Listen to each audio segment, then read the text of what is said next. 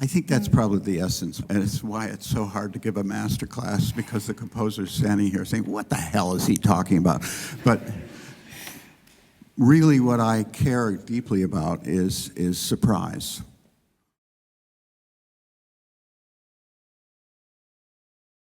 There were some really good moments where there was a big change, bang, bang, bang, something like that, and that really kind of was like cold water in my face, and I like that.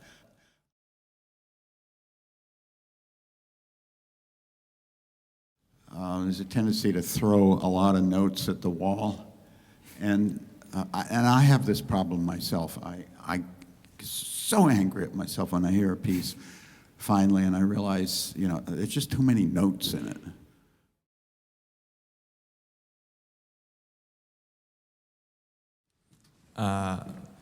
I had a small question, but I think it may have a long answer.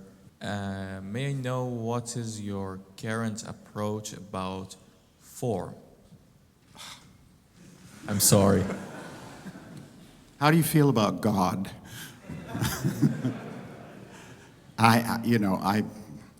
That's such a huge question. I always loved John Cage's description in one of his lectures in Silence, where he says, structure is the division of the whole into parts, and form is the morphology of the continuity. In other words, the shape, I always think of a mountain range, the shape as we go along in time. Structure is those are the structures. But form and structure, they both embrace each other, but form has to do with, I think, more with the sensory and the emotional experience of listening to a piece through time. And when a piece gets boring, it's often that the form is sagging.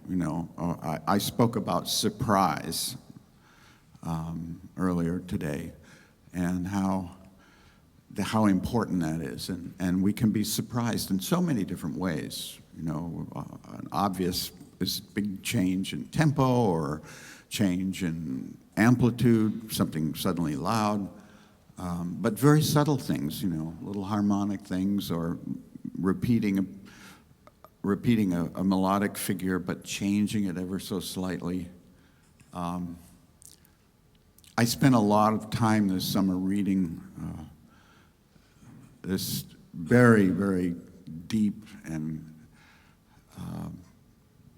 complex series of lectures by Pierre Boulez that he gave over a 20-year period at the Collège de France. I don't know what it's called or whether it's even available in Dutch, but it just came out in English, so it's called Music Lessons. And he talks about very, very metaphysical aspects of music, and one of, he talks a great deal about how we perceive a work, how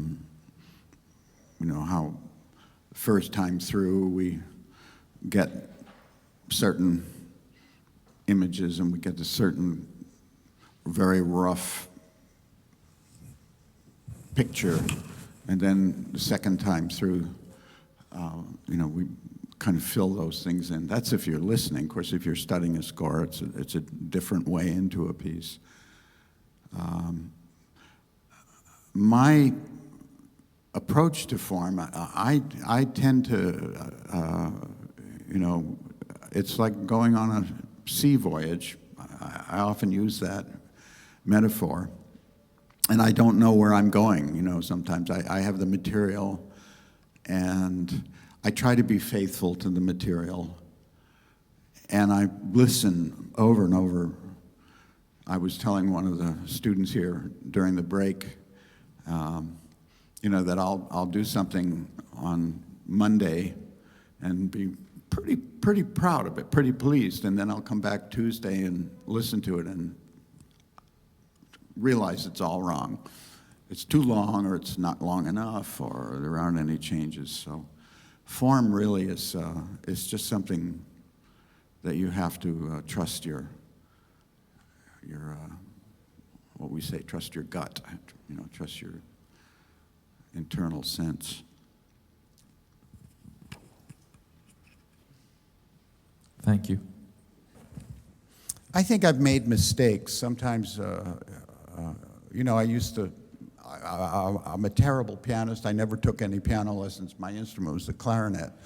So there was a time when I was composing, and it was extremely difficult to compose because I would go into composition class, and all my classmates would play their pieces brilliantly on the piano, and then I would get up, and it would be just so embarrassing because I couldn't play the piano. And so I was very grateful when computers came, and I do use the computer.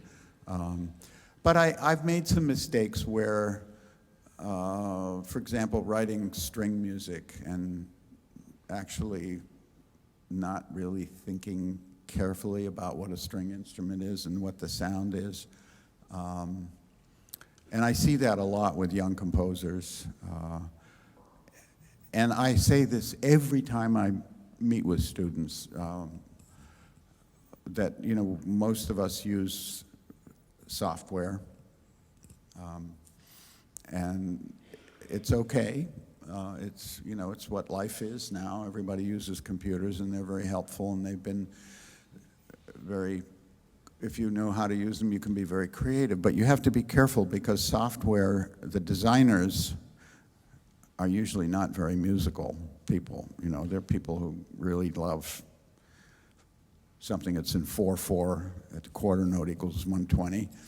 And I see a lot of young composers, and they come to me and they open up their laptop, and you can see that they just took the software out of the box, and they're composing their piece to the demands of the software rather than saying, this is my idea, and somehow I'll make it fit into the software, and if it doesn't, I'll just use a pencil.